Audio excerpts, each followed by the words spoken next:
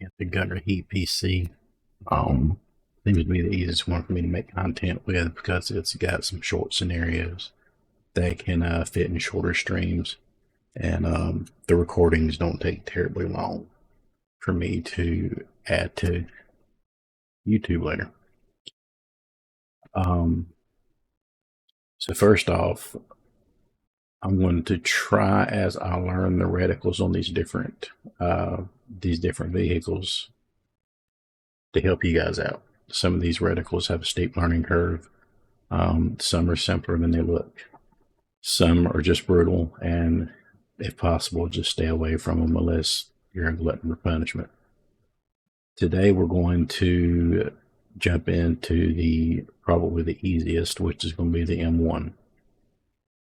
The ballistics control system in the M1, when you use your laser rangefinder by pressing E while zoomed in, it calculates distance, it calculates, I believe, temperature and wind direction, and how fast you are tracking your target.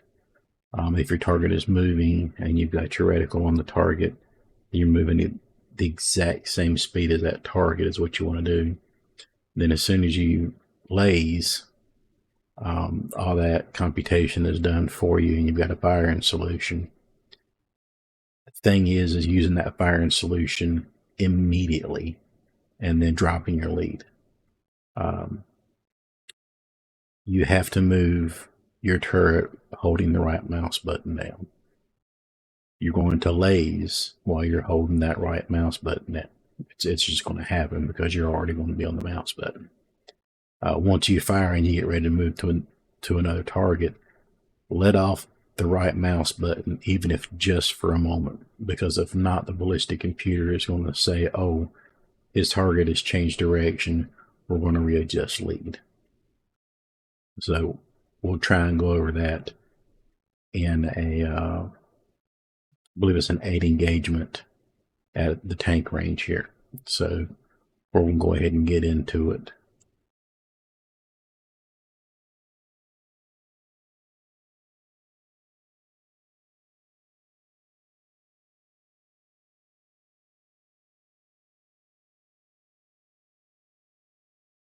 Okay, Gunner EPC. So tank reticles, ranging, can be difficult. We're going to start with the easiest one. We're going to start with the M1, the one I'm most familiar with, the one that I trained on in real life. The M1s and the M1A1s, they share similar ballistic control systems. And I'm going to point out some things that will give you the best chance of hitting your target. Sure, you hit the E button, you laze, and it gives you a good firing solution. But you have to use it immediately. If not, then variables can change. Wind can change suddenly. If the target is moving, they can change direction. You want to use that firing solution as soon as possible. So basically, once you hit that E button and laze, you're immediately going to fire. And then immediately back off the right mouse button to drop your lead. Because if you're moving your mouse, or if you start to move your mouse without letting off the right mouse button, which you'll have had it pressed while you range, the ballistic computer is going to think that you're still tracking the same target, and it's going to try and lead, and it's going to calculate lead. When in reality, you've already taken your shot at that target, you've already sent one, and you're moving to a new target. So you're going to want fresh data, drop the lead. So E, laze, immediately fire. And then if you do not need to re-engage, if you've got target from your TC and you do not need to re-engage, or you see that turret pop on those T-72s and 64s, let off that right mouse button as soon as possible before moving to your next target. And we'll go through a M1 tank range, and what you're going to see is when you hover your reticle for your main optic over a target, as soon as you laze, you're going to hear the hydraulics in the turret move. That's your gun changing for elevation and windage and your turret.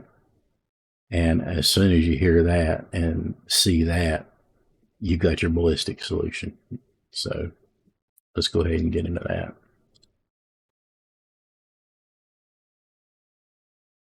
All right, to do this, we're going to the training range. We're going to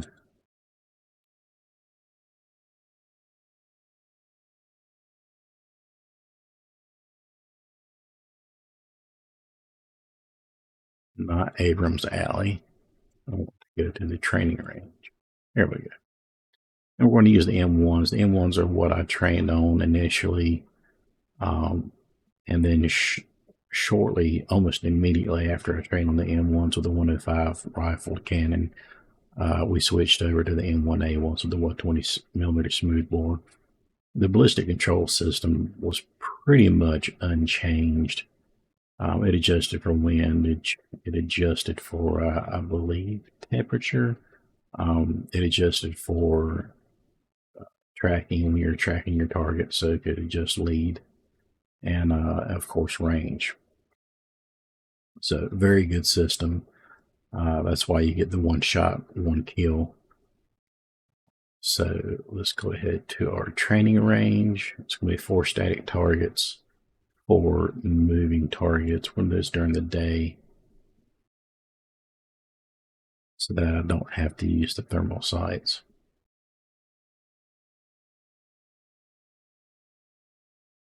And I really hope the gain is high enough on this.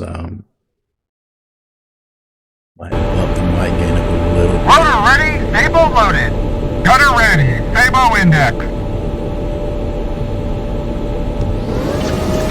Alright, so we're going to move over here to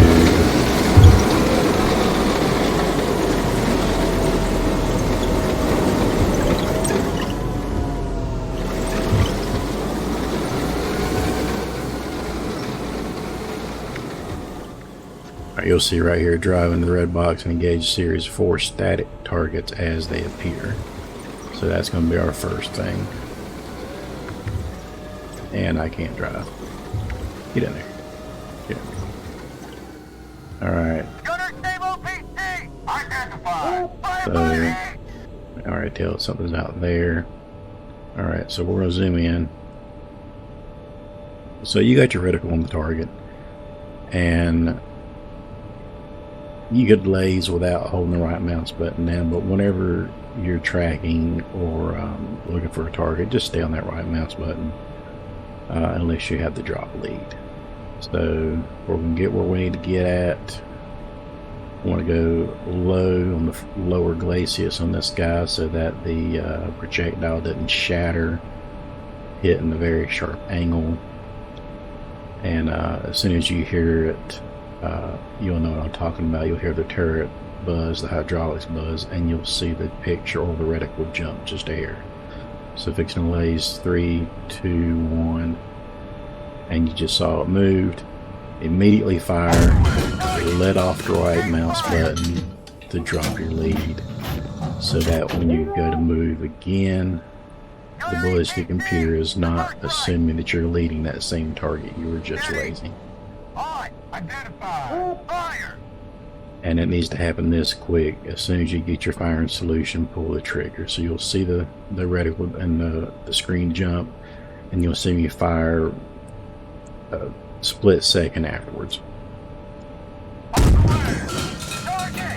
That's how fast you want to use that ballistic data, because it can change. They can be moving towards you, the wind can change, anything can change. So, and then you let off the right mouse button before moving to your next target.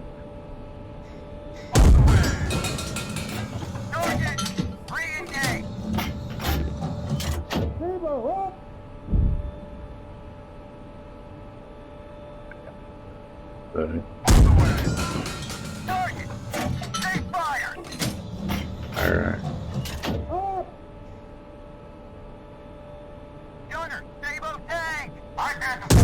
fire, let off the right mouse button to drop your lead. Target. Alright, we're going to move to our moving targets next. And this is where you'll see the lead come in. Again, anybody that's played this game any amount of time, you probably know exactly what's going on here. This is more for people who are just getting into the game and are unfamiliar with the ballistic control system and mechanics of the M1 series of tanks. Alright, so you want to follow it, you want to match speed, lays in the fire, lays fire. Doesn't give him time to change speed, and then you immediately let off the right mouse button. So we got another one. There he is. Match. Fire. Let off.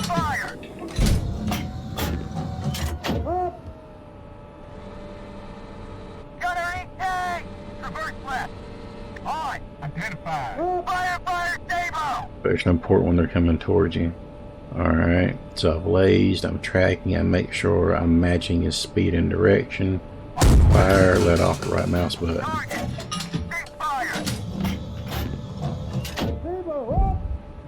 All these three things should happen within a half second of each other. I have to go thermal on this one.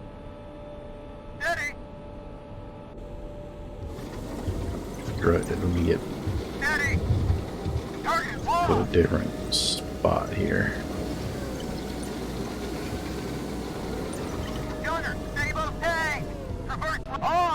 Identified. Fire. It's gonna be fun. I'm gonna let him get on the other side of these hot spots. Speed. Stopped.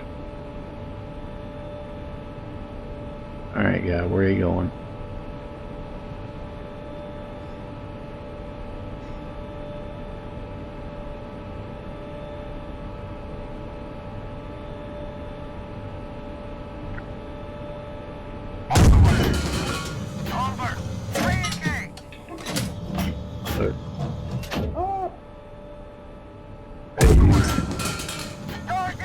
Target. I had switched to thermal area, but it was pretty well camouflaged against that tree line. So there you go. Lays, immediately fire. As long as you know you got a good hit and you're pretty sure that's going to be a target, or you can wait for the TC to call target or see if he wants you to re-engage. Lots of times when he tells you to re-engage, he'll tell you to cease fire after. But immediately after that, you're going to drop your lead so that when you move to your next target, you're not dragging lead. That will ruin your shot. But there we go. Easy enough.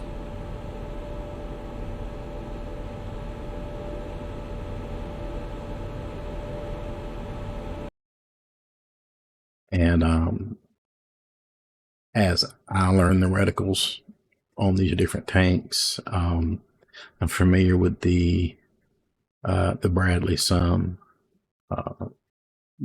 primarily from the game, and also from being inside one. I never got to drive one or anything. I was never a crewman, but did hitch a ride once or twice. And at Fort Knox, we had tanks and cav, so we had Bradleys there, and we had the opportunity to look at other types of equipment while we were there. We did primarily train. Oddly enough, I was in the Guard, so trained on the M1A1 at Fort Knox, which was the 120 smoothbore, and then got to my Guard unit, which still had the original M1s hand-me-downs. We got used to it. That fired the 105 with the brass case. And then immediately after I got there, I had to do rollover training. to train on the M1A1s all over again because my information from Knox um, hadn't got to my unit yet. So I had to do the rollover training. Needless to say, it was pretty easy because I just spent almost 4 months doing it. But so Bradley fire control system will probably be next. It's not as easy as just lasing and shooting. Um, you can manually adjust your range, and then of course you got your toes, which as long as you got a good mouse hand, you can just guide those in. A lot of times I guide those in with thermal because if I'm using one, it's probably because the range, the type of target, uh, are just not ideal for the 25 millimeter cannon on that Bradley. So that should be the next video. We'll see how that works out. If you want to see any other reticles, or try and learn them. Warsaw Pack stuff is pretty tough. I've got the T-72 pretty much down. It's laser rangefinder and no lead Kentucky windage. You just have to guess. So it takes a lot of skill on that when you're firing at moving targets. You basically fire once, see where it lands, and then adjust. But fire and adjust has been around as long as firearms have. So hopefully we'll see you then.